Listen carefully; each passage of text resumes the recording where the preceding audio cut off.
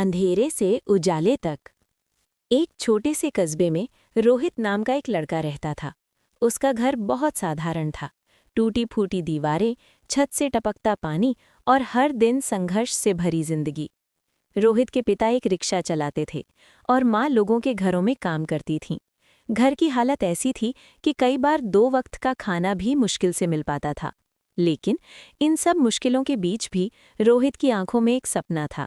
एक ऐसा सपना जो उसकी पूरी जिंदगी बदल सकता था। वो पढ़ लिख कर एक बड़ा अधिकारी बनना चाहता था। लेकिन सपने देखना आसान होता है, उन्हें पूरा करना नहीं। रोहित सरकारी स्कूल में पढ़ता था।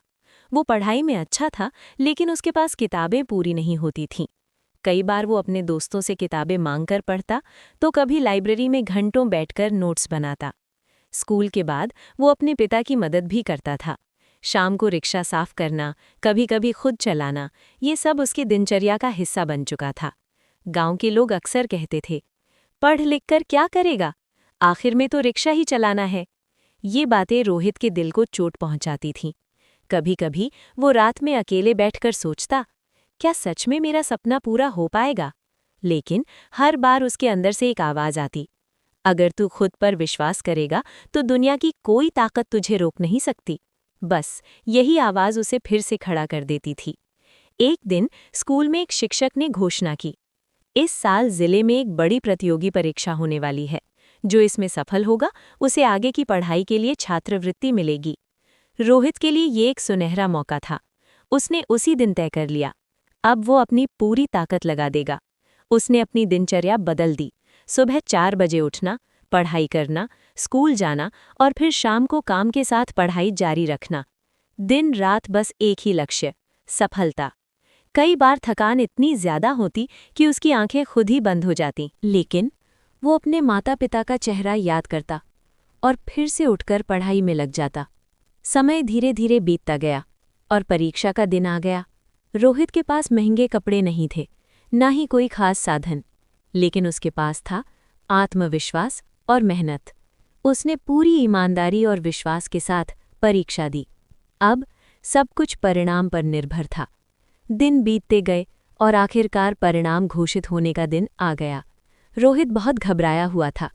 उसके हाथ कांप रहे थे, दिल तेजी से धड़क रहा था। जब उसने परिणाम देखा तो कुछ पल के लिए वो यकीन ही नहीं कर पाया।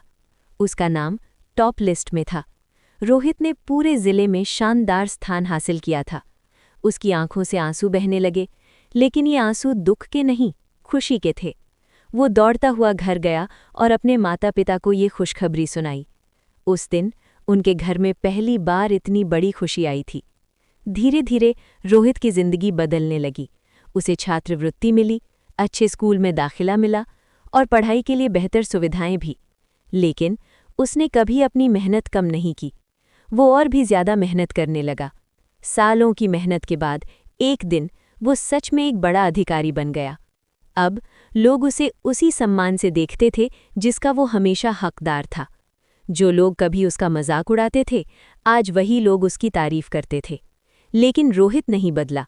वो आज भी उतना ही विनम्र था जितना पहले था। उसने अपने गांव में एक लाइब्रेरी बनवाई ताकि कोई भी बच्चा किताबों की कमी की वजह से पीछे न रह जाए। वो बच्चों को पढ़ाता, उन्हें प्रेरित करता और उन्हें सिखाता, गरीबी आपकी शुरुआत हो सकती है, लेकिन आपकी मंजिल नहीं। रोहित की कहानी आज हजारों लोगों के लिए प्रेरणा बन चुकी थी, क्योंकि उसने साबित कर दिया था, अगर इंसान ठान ले तो वो अंधेरे से निकलकर उजाले तक जरूर पहुंच सकता है।